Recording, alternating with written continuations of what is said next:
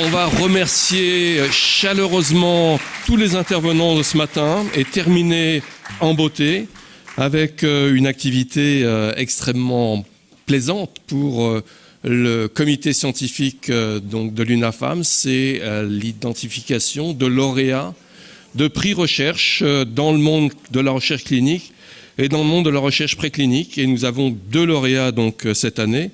Donc Pauline Fabre qui est psychologue, docteur en sciences cognitives et qui travaille actuellement au CEA à Paris, à Neurospin, donc avec des techniques qui semblent très innovantes, mais qui laissent envisager des perspectives d'application pour la clinique, notamment dans le traitement de la bipolarité, donc avec l'utilisation de l'IRM, avec un système de biofeedback, mais elle va vous expliquer ça bien mieux que moi pendant quelques brèves minutes. Et puis l'autre lauréat, donc pour la recherche préclinique, ça concerne l'épigénétique et c'est donc Pierre-Éric Lutz qui nous vient de Strasbourg, mais les deux candidats ont un parcours déjà assez remarquable avec des stages postdoctoraux, comme on dit, tantôt en Angleterre, en Allemagne, à Montréal. Donc voilà, ils ont déjà une grande expérience de la recherche et si ils ont été primés, c'est parce qu'effectivement, ils ont déjà obtenu des résultats extrêmement remarqués et remarquables. Et donc, en ce qui concerne Pierre-Éric Lutz, c'est le monde de l'épigénétique, comment finalement l'environnement, au sens large, des conditions de vie délétères à des moments critiques au moment de la vie et au moment de la précocité du développement cérébral peuvent déclencher finalement des perturbations au long cours et sont certainement en cause dans beaucoup de pathologies neuropsychiatriques au sens large et pas seulement psychiatriques mais aussi neurologiques.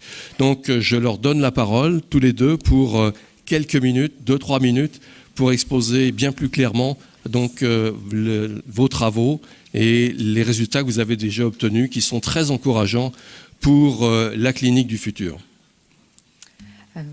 Donc je commence. Merci beaucoup à l'UNAFAM pour ce prix et pour la reconnaissance de nos recherches. Donc, en ce qui me concerne, donc très brièvement, même si c'est pas très simple d'expliquer en si peu de temps ce que je fais, donc je travaille sur la maladie bipolaire. Et ce qu'on connaît de la maladie bipolaire, c'est qu'elle est caractérisée par des phases de dépression sévère et des épisodes maniaques où l'humeur est anormalement exaltée et euphorique.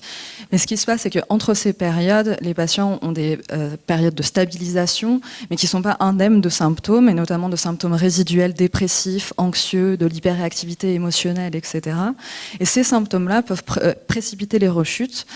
Et donc, c'est ces symptômes qu'on cherche à cibler dans mes recherches, notamment avec des approches non pharmacologiques et non invasives, donc plutôt thérapeutiques. Et donc, ce que j'ai cherché à savoir, c'était d'une part si ces approches thérapeutiques pouvaient entraîner améliorer le quotidien des patients, mais également est-ce qu'il pouvait avoir un retentissement au niveau cérébral. Parce qu'en fait, les recherches qu'on a menées en neuroimagerie du trouble bipolaire ces dernières années nous ont permis d'identifier des anomalies de communication entre certaines structures cérébrales. Et donc, nous, ce qu'on voulait savoir, c'est si des interventions thérapeutiques, psychothérapeutiques pouvaient restaurer quelque part, ou en tout cas améliorer ces anomalies cérébrales. Et donc le projet que je suis en train de mener au CEA à Neurospin avec mon équipe, c'est d'utiliser l'IRM fonctionnel en temps réel. Donc c'est-à-dire qu'on va enregistrer directement l'activité cérébrale des patients, leur donner un feedback sur cette activité cérébrale afin qu'ils apprennent à contrôler directement l'activité de leur cerveau. Si vous voulez, c'est un petit peu comme un sportif de haut niveau qui va utiliser la vidéo pour apprendre à contrôler la précision de son geste. Nous, on va chercher à ce que les patients puissent apprendre directement, via un retour sur leur fonctionnement, à contrôler l'activité de certains réseaux cérébraux, ce qui, en retour, pourrait permettre de diminuer les symptômes résiduels et potentiellement, en tout cas on l'espère, à long terme, le risque de rechute. Voilà, je vous remercie.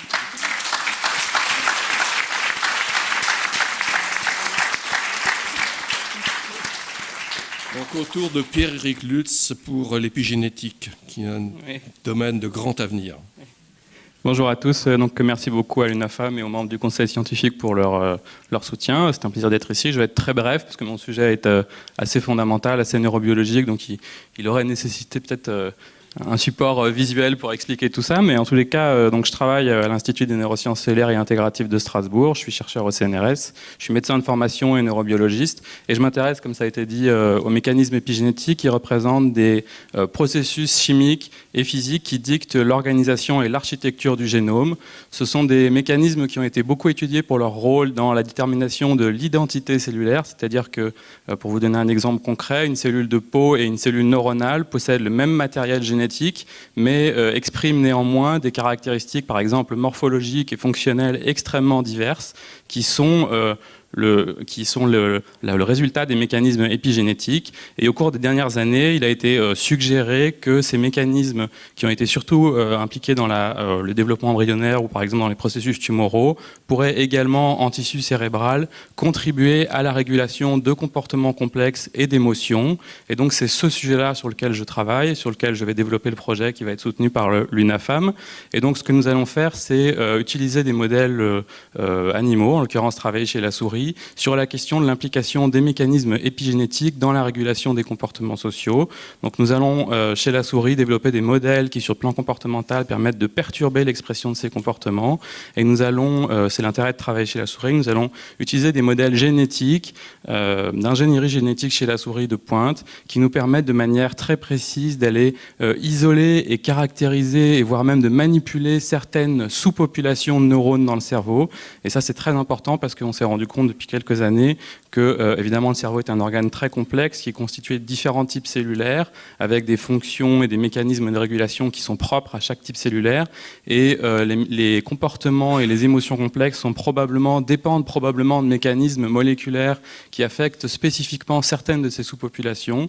Et donc, ce que nous voulons faire, c'est être capable d'analyser l'ensemble de l'épigénome spécifique d'une sous-population cellulaire donnée. Et donc, dans ce type d'approche, on utilise des technologies dites de séquençage de nouvelle génération qui génèrent des jeux de données assez importants, qui nécessitent l'utilisation de méthodologies de bioinformatique et qui, je l'espère, sur le long terme, pourraient nous permettre d'identifier des mécanismes épigénétiques qui sont impliqués dans la régulation des comportements sociaux et qui pourraient contribuer aux effets des perturbations de ces comportements et à leur contribution à l'émergence de pathologies psychiatriques. Et sur le plus long terme, on pourrait imaginer que les stratégies émergentes de reprogrammation de l'épigénome pourraient représenter des stratégies thérapeutiques nouvelles.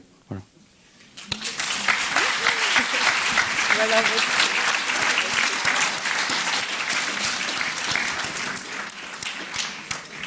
On les applaudit et puis on vous remercie pour tout le travail que vous faites.